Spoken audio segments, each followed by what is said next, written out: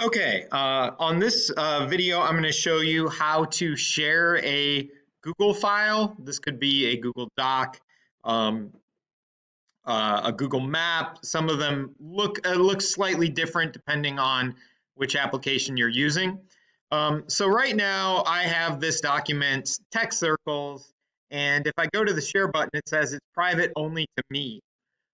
So if I was to copy this address and try to share that, no one's going to be able to see it.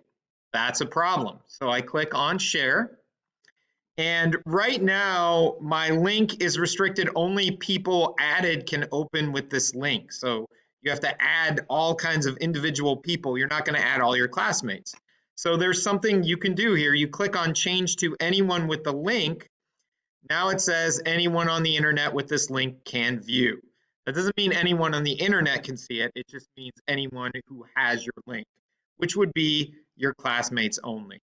Then we copy the link and then we click done. And this copied link is what you're going to post on Schoology for your classmates to see.